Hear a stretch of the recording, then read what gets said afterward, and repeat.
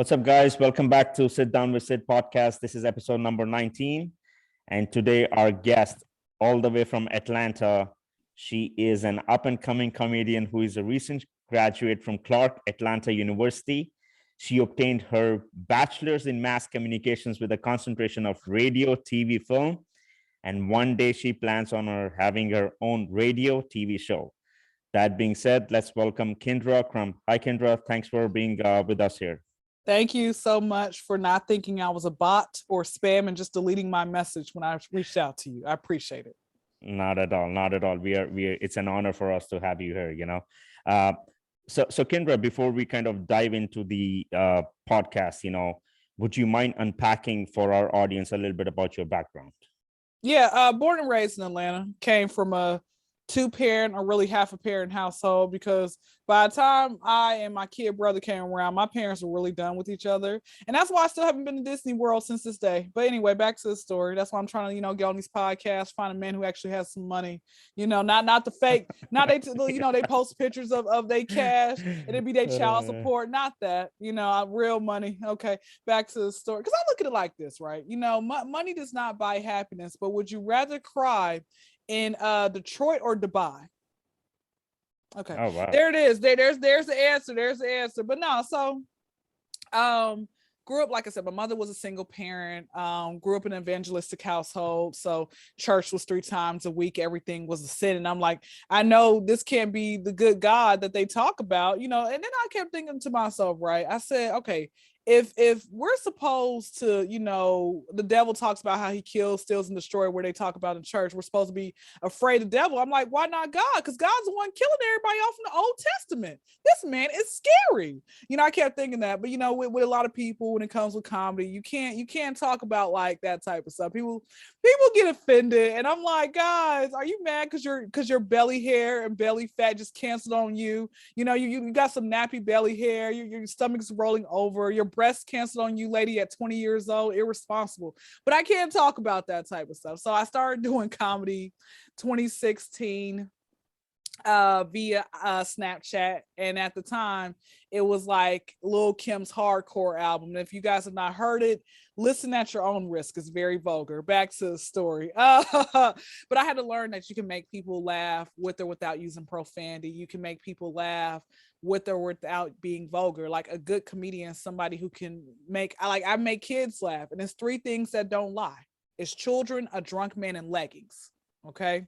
So with that being said, I just said, let me just go after it. And so I started posting my videos late 2017, early 2018 on IG, because I said you can go viral on IG. And I started reaching out to podcasters October 2020, because you can be heard around the world. I'm sure back in your home, your country, you have people listening to you. I'm sure. They're hey, America's beautiful. We should move out there. Back to the story. So with that being said, you can be heard around the world. And so with that, I said, let me just go ahead and go on it. And I have been, since October 2020, I've been on at least 700 podcasts. Wow, that's amazing. So how did you get into like this industry? Do you have anyone background, family background? Why did you decide to kind of go into this industry? My father, at the time, worked for Sony and Warner Brothers Records back in like the 80s and 90s, and he was the man. Okay, and is this in Atlanta? He moved around a lot. Okay, he moved around a lot. So he eventually came home to Atlanta. But I just know a lot of the artists. If you guys, anybody out there from Michael Jackson, Prince, Bob Marley, those were his artists, and they showed up at the house before I was born. What type of crap is that? Could have met these people. Back to the story. So my father did the marketing, record producing first back in the 70s in his hometown in Arkansas. And I have a voice for radio, have a personality for TV. I want my own TV show. Maybe have cameras follow me around. Not every day, because I'm not going to be filming it every day. But I want cameras to follow me around and then, my own reality show. But I want to be like nationally syndicated, where it is running, season after season. I ain't got to throw drinks in nobody's face or act like a fool in order to keep it running. I don't want to do that. I don't like coming out of character. I don't like being angry, even though my motto is this, right? Pimp slap a person today because tomorrow's not promised. That's my motto. All right, back to the story. Guys, don't do that. Back to the story. You actually got to have a disclaimer, because people will literally take your advice and then they're like, well, Kendra told us to do this. Why is she gonna bail us out of jail? No, that's your fault for not having enough common sense. But you know what? I saw that video. They got what they deserve. I'm adapting them up still. But I'm like, that's your fault. Don't call me from prison no more. Back to the story. But no, so like I said, that to answer your question, that's pretty much my father. But like I said, over time, people told me, you got a gift, you got a voice, all that. Perfect. So Kyndra, before we kind of go into your, we know you have your own show. I also want to talk about some of the adversity you faced during your childhood, per se. You struggled with depression in middle school, if I am correct. That's correct. Who did you reach out to first when you started noticing these symptoms, and how did you realize it was depression at such a young age? Depression really started younger than that. No. Elementary, when my parents were divorcing. It was different stages of my life. I didn't know it was depression until I got older and started talking to other people, different stages. Like, okay, elementary, my parents divorced and my mom's a single parent. Now we started off at riches and we're at rags, still at rags. That's why I'm doing all these podcasts, so I can get the hell out of my Section 8 neighborhood. Okay. So middle school I hated middle school. Kids are mean. They are so mean. They are that whole, if you have nothing nice to say, don't say it at all. That doesn't resonate with them. Being talked about, the early start of sexual harassment, me not telling anybody, because there's a saying out here, I don't know how it is in India, but out here in America, we have this thing where it's like snitches get stitches. You don't snitch, or else you're going to get beat up, or something else more tragic can happen to you. Right. So it was the fear of having that to happen to me. Right. And so with that being said, get to high school, I'm dealing with, the guys are a little bit more self-control, but there were a lot of guys I had a crush on. My goal in high school was to have a boyfriend for every day of the week and be popular, and I failed at both. Okay. So with that being said, I started doing extracurricular activities at a young age. And one of the sports I played was like basketball, amongst other stuff. And I allowed it to occupy my mind, but me not being popular, me really caring, people that I thought were my friends talking about me. I had a person in elementary school. She was like in 5th grade, like really mean girl, 5th grade, where she started talking about me. And I'm like, I must be ugly, because if I wasn't ugly, then no one would talk about me. But you learn that people are going to talk about you, to the day that you die. So get to college. While I was in college, I had to go to the mental hospital because now I'm suffering with loneliness. Right. And I was going to end up going to a therapist, but they charged that by the time my insurance, they charged me to go to therapy. Like, guys, that's what I don't understand about the government, right? Things that should be free are not. Now you can go to church or to some type of church and they can give you free service, but after a while it's like they're going to be asking for money as well. Like the world really does not care about you in a way that they should. And so with all that being said, for me per se, I learned from other people, healthy reenactments, healthy positive forces in my life that are can help me get to where I'm supposed to be mentally. I learned once a month, I do something that has helped me now. Well, I'll tell you something else. Now post-college, and I'm going back to college in January, so I can be on the road to getting my PhD in child psychology. And the reason being is because I know that a lot of our trauma roots from childhood. So if I can be able to root that out, then I did my job. So now the trauma is dealing with me going after my dreams, or the depression comes from me going after my dreams, and people don't want to take, work with me. People don't want to, they'll give me the runaround. They don't show up. You know how many podcasters I done had I was supposed to do a podcast with, and they never showed up to their own podcast. Like, I was in their waiting room for like 30 minutes, and I sent them a message, and they're like, I guess they just, I don't know, they died or something. I don't know what happened to them. Still ain't heard from them. I'm like, how do you not, I'm like, bro, what in the world happened? So my mom, I think that like maybe an alien came and just captured them. I don't know. Something happened. They just never showed up. But going after my dreams is like, that's like, but I learned this too shall pass. And it's not gonna always be like that. And I learned that going after your dreams, you're gonna have seasons in your life. Seasons where you're doing really good, or seasons where you're doing really bad. So Kendra, so you mentioned like you could not go for therapy at that time. Mm-hmm. So I want to ask, like, who helped you to overcome that, or was it your own willpower that kind of prompted you to overcome that adversity in your life? My mother, when she was going through divorce, she took me and my brother to therapy at a young age. I just wasn't ready mentally, because I'm like, why am I here? The people who helped me along the way were people who I considered my friends. I would talk to strangers. I never have spoken to them ever again. Those are the people who have helped me along the way. Wow. I want to bring this up, and I want your input on this statement, okay? So according to a study performed by the American Journal of Psychoanalysis, it has been said that comedians being funny serves as a defense mechanism against panic, anxiety, and depression. Do you agree with this? I just want to hear from you. What do you think? Since you have been in the comedian industry per se since 2016-17. What do you have to say to this statement?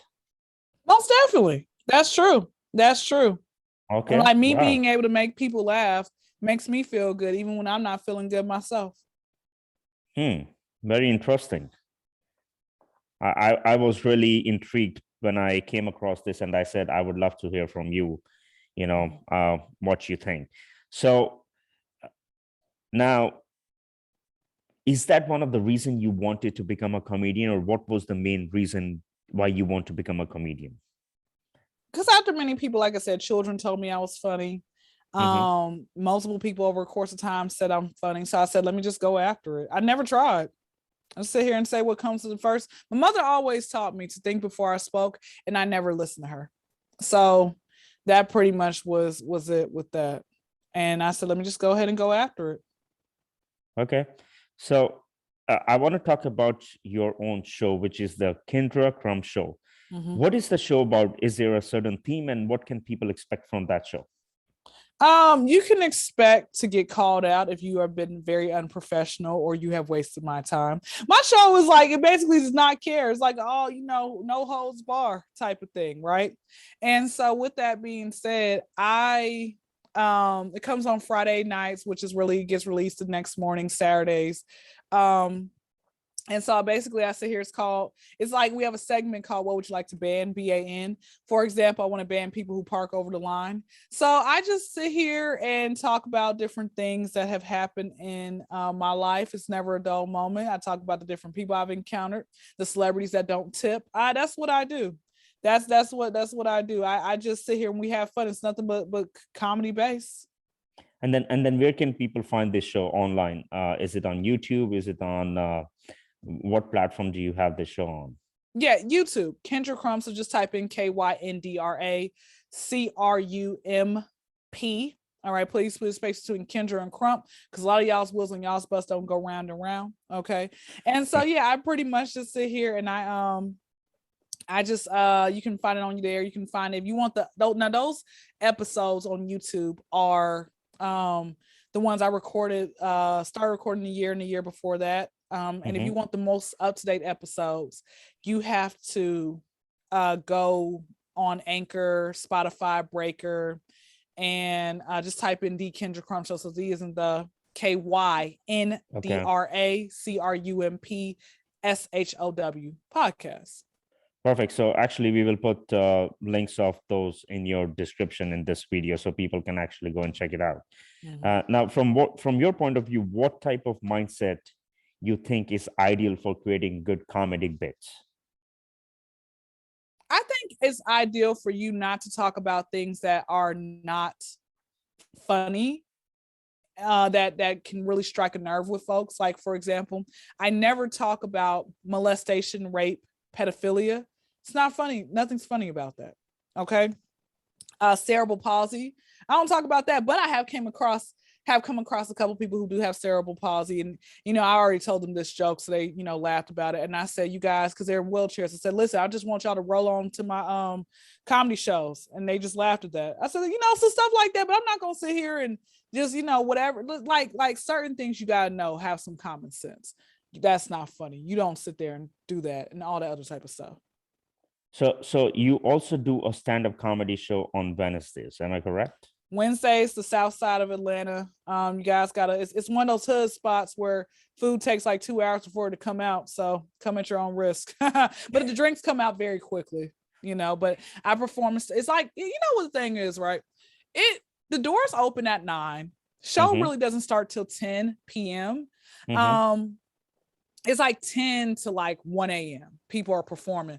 But the thing about it is that like, when they gonna have a day type of shift? I guess because people work during the day, but at the same time, what about the people who don't work during the day? Like, can y'all do something for me? Because my bedtime is like when the street lights come on. Street lights come on like at 5 p.m. now. I be getting ready to go to bed by 6. All right, I be getting sleepy early. That's why I like the summertime, because it don't get dark till 11 p.m. Yeah, that's correct. That's true. So I just want to ask, like, when you do this stand-up comedy show on a weekly basis, do you follow a theme? Is it random, or do you pick a topic every week? How do you perform? I'm always intrigued by the stand-up comedians. Random. I practice in the shower what to say. Most of the time when I practice in the shower what to say, it doesn't actually come out the next day when I do the podcast, when I do a stand-up show. And so with that being said, I just say what comes to my mind. And that's what it is. And you just make it sound funny. I make it sound funny. Like I'll give you a little tidbit of what I'm gonna say, what I have said before. So I had this true story. Had this couple, this white couple. One half of it was a guy, because this is the second time men in a relationship who were trying to be in some type of poly relationship trying to holler at me. Right. This white guy came, reached out to me. We were having a conversation via social media. He mentioned something about, what I would like to be in a poly relationship. So I looked at him and his wife, and I'm like, sir, the audacity, because both of y'all look like a squirrel with a trash bag wrapped around your head. Okay. And so then, I said to him, I started asking multiple questions like, hey, do you are you going to move out there? You want me to move? Are you moving me out there? Are you going to come to where I'm at? And he's like, well, maybe you can come out here. I'm like, okay, so we're all going to be sleeping in the same bed. How's it supposed to work? Can I whoop your kids? I'm like, how about food? Like, do you cook, or am I supposed to cook? Because, like there's always a saying that, white people can't cook, and people need to stop saying that, because they can. It's called meth. So that's my joke. It's offensive, but it's hilarious. So Kendra, I know, like, one day you aspire to have your own comedy show. So what is basically the purpose of you having your own show? Like, what do you want to achieve with it? And what's your contribution to the society through that show? My show, one day, hopefully I told God, let this be my last job before he promotes me to my career. So my show, I'm going to have it like segments, like the actual radio show, but more so for the TV show. Once a week, I want to do a panel or once every bi-monthly, I want to do a panel of different people, maybe 5 guys, 5 women. Some are going to be pros, some are going to be the cons. Different ethnicities can be up there. I want to be able to pay these people for showing up, have them in a nice hotel, not motel, a hotel, not a chain hotel, a real nice hotel. And I want to do different topics where we talk about subjects that might be taboo or whatever else it may be. And so with that being said, I want to do that one, like I said, bi-monthly. I want to be able to have a game segment. I want to be able for this to just be nothing but positivity. I don't want to be a trash type of talk show where I sit here and I exploit you. That's not how you use your gift positively. I want people to feel loved and everything else like that. And then like, of course, musical performances if you want to. That's pretty much what I'm gaining. And I want this to be something where you feel good and you look forward to watching it. Like everybody loved Oprah. I want people to love Kendra. Perfect. So, when it comes to stand-up comedy, personally, I have 2 favorites. My number 1 is Kevin Hart. Number 2 is Dave Chappelle. Do you have a role model, or who is your role model in this industry? If they I try not to look up to people because I know, man, we're still human beings. We're still, will say and do certain things that people don't like, but people that I can say that I like their work. And I'm going to exclude Chappelle, Kevin Hart, Bernie Mac, and Pryor. My 5 are Steve Harvey, Cedric the Entertainer, Chris Rock, Arnez J, look him up from Def Comedy Jam, and Carlos Miller. He's on Wild 'N Out, Nick Cannon Show, and 85 South Show. So these are the 5 people you admire. What is it that you like about them that is different than, per se, Kevin Hart or Dave Chappelle? Kevin's not funny to me. I feel like that last stand-up special that he did, I got a cat, the one that flies at people, says meow. She can make me laugh a lot better than him. And then on top of that, again, when you're using excessive profanity, when you say GD, like his stand-up comedy is a little bit, I would say it's a little bit more on the and it's like side. To me, that's not even funny. Again, I have not said one lick of profanity at all, and I'm sure people find it funny. He's one of the most well-liked stand-up comedians. I don't know. It's just like I said. It's just, and then of course, like I said, Chappelle. He's always up there. But with Carlos Miller, you gotta look him up. Like I said, Carlos Miller, Wild 'N Out, 85 South Show. His comedy is unmatched. He's very relatable. Arnez J is very talented. He can make a sound like the way he impersonates people, things is spot on. Steve Harvey, I don't know. I always like Steve. Steve was always pretty good. Cedric, somebody put me on to Cedric, where Cedric was very much relatable in a sense, where I literally was like, this guy's really great. And Chris Rock, I liked his one of his stand-up specials. I'm like, he's actually not too bad. He'll say stuff that's very has a lot of truth in it, but it makes you laugh. I actually have watched some of the stand-up comedy by Chris Rock, but I will definitely check the other ones out. A couple of things before we wrap this up. So is there anything you want to tell the audience, about your future plans, or where do you see yourself 3 years from now in this industry? Do you think you would have a comedy show by then, or do you have a vision? Do you have a strategy how you want to get there? My only vision, like I said, I can want something all day long, but it's really up to God for him to promote me. So I do hope in a couple years or less that somebody listens to all these podcasts I've been on and they pick me up and say, now you have your own show and network. And I'm like, great, now I can quit my day job. This is beautiful. So that is what I am definitely trying to do and stuff like that. For me per se, I'm that's it. If people want to book me, that's fine. Make sure the money's right. Okay. I'm where the money resides. That's it. And so with that being said, I hope it works out. I hope it works out for me. But again, it's all in God's hands and his plans, because maybe he wants me to go through something else before I actually make it there. Well, I mean, from our side, we want to wish you all the very best, and we definitely uh, want to see you, succeed in life and have your own show and fulfill your dreams. Uh, Last thing, what is a positive message that you want to have for our audience watching this podcast?